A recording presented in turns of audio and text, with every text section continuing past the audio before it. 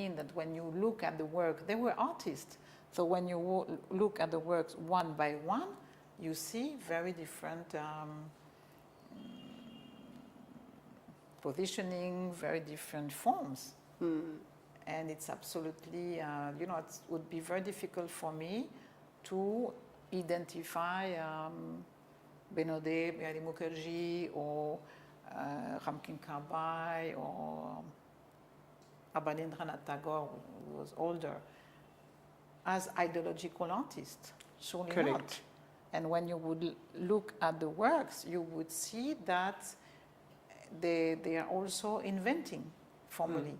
And maybe you could say, let's be a little bit provocative, maybe you could say that the fact they were to be in Shantiniketan, to be part of the Shantiniketan project was something of, or was meaning something of a kind of renouncement to your correct. Not maybe I not know your what you're talking, development, maybe not your development, but your first your visibility and your limiting the possibility to be an artist, if to be an artist means a very specific social position.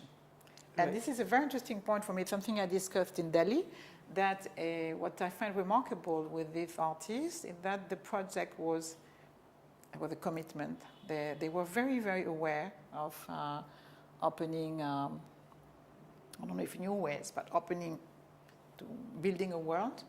And they were not at all preoccupied by the fact they were not in New York, they had no shows in gallery, they were artists in a way which is also part of the modern, but there is a tendency today, as you know, time passed, we are in a moment where sometimes any idiot shown 2 times in a successful gallery, which doesn't mean a good one, is becoming a well-known artist. Of course, we are not in this moment. And you know, all this is very important from my point of view, because it nourished the Indian modern. And you have some visible and less visible. It created the kind of certain dynamics, certain ways of working, certain ways of considering what is how do you contribute on an aesthetical level. And I would say, you know, using big words, I think that there was also, it was a formal and an ethical project, and it's something which is still there in certain artists or intellectual or people who are in culture. There is something of overpassing the egoistic project many artists developed in the 20th century. So, you know, this is quite, and which has nothing to do, of course, with a very, I don't know, you quoted me, I don't even remember, it's a word I used, the artist and the very... the reflective individualism? Yeah, the exact, thank you. The reflective individualism of the artist. So, you know, even when you would take, again, Abanindranath, a generation a little bit before, not a little bit before, but Abanindranath, Mukherjee and Ramkin Karbai, it's very different works. Very different works.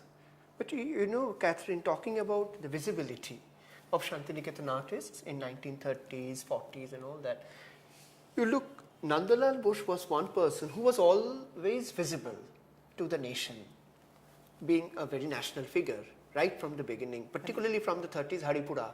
And then you don't ask anybody to make not the drawings, but the illustration or to the composition for the constitution.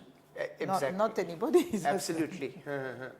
So he was a very visible artist to the nation.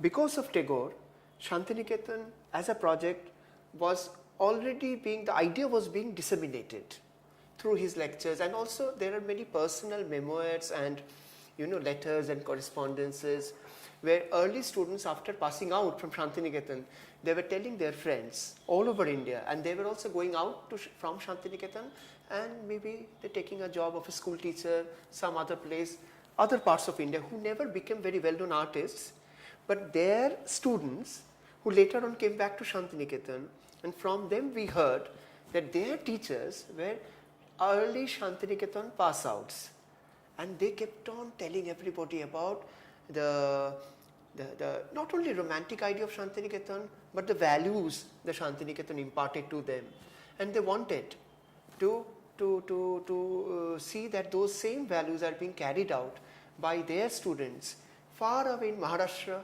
in Andhra Pradesh, in Karnataka, in northern India in many schools. So how the idea of Shantiniketan, as you rightly said, as an educational program was disseminating, and perhaps maybe leaving some impression on the progress of modern Indian art, is a possibility that can be documented and explored. Nobody has done that thoroughly yet. No, because I think there are still many things. That is, I have given loosely a very funny term to my students if somebody is interested to work on. I have called it like, it's a very not an academic term, just to get the idea clear, the Shantiniketan outside Shantiniketan. Because we have an idea, we have a feeling that there are many Shantiniketans outside Shantiniketan. Like when I went to, for example, when I was doing my project with children and art appreciation, I went to a school near Bangalore. It's called Valley School, Krishnamurti Foundation. I was there for 10 days working with the children, and there was a mentor, a senior lady called Nalini, and then one day in the evening we were having tea. Suddenly she showed me a letter written by K.G. Subramanian to her. And she was a very shy lady. She said, I want to show you some drawings I do, but I am not a trained artist, I am a self-taught artist. I wanted to go to Shantiniketan. I met K.G. Subramanian. Then Subramanian said that, look, you are a very good teacher there, don't come to Shantiniketan, you stay there and do your work, number one. Then after she came back from Shantiniketan, Subramanian wrote her a letter, and I saw that letter, wonderful letter. There he writes to her that, because she told him, I am missing Shantiniketan. I want to come to Shantiniketan and become an artist. And he told her, don't miss Shantiniketan. The Valley School near Bangalore is a wonderful place with full of trees, and who knows, you might discover your Nandalal at your backyard. I remember this verse. So K.G. Subramanian inspired to discover people to discover their own Nandalals in their respective places. So I find your argument is so pertinent, because when you say that Shantiniketan is so well connected despite being local, it's also the other way around, that even Nandalal used to tell his students that when you go out of Shantiniketan, you create another Shantiniketan somewhere in India. I think it's in a way related to what I try to introduce as the different modern dynamics. Absolutely. And that in many non-Euro-American, and in America you had Black Mountain College in the 50s, but it's not what is most known and discussed, and it's more the MoMA, Museum of Modern Art, and not just MoMA, but Museum of Modern Art as Correct. a dispositif, cultural dispositif. And in many non-Euro-American, even so we could find many exceptions in Europe and the States, but let's say we had dominant models. And in other non-Euro-American geocultural regions, you would find more the museon model. Museon in the Greek meaning of the word. The living museum. Meaning the museum, it's not a building, it's not a collection, it's the free meeting of the muses. Exactly. And in that case, of course, the muses being Tagore and his people and after other. And I think it's very interesting. You could say Bauhaus, in a way, was more of a museum, but Bauhaus became quite soon a kind of a very strong institution, which is not the case of Shantiniketan. It's more porous to there. But you had also the First World War, which disturbed quite heavily this project and many other ones. But when you come to the museum model, it's or dynamic. I'm not a big fan of models, but dynamic. Of course, it's creating different energies, different ways of different disseminations. It's quite, you know, and what we're discussing with that, the missing of museum in India, in India, the missing of museums of modern art, because I think that India would need more than one, but it's always good to begin with one. So I know you have one in Delhi, but it should be, and it could be improved. It also has to do with this history. So again, I don't want to be misunderstood.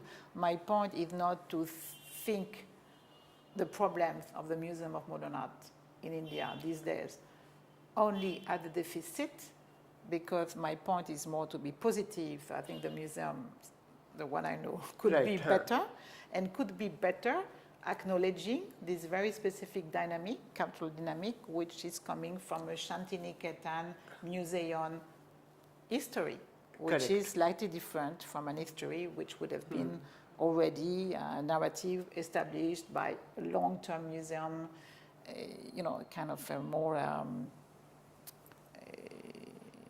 articulated way of putting things together, knowing that in India, it's first of all, you still have an amazing corpus of works which are in India.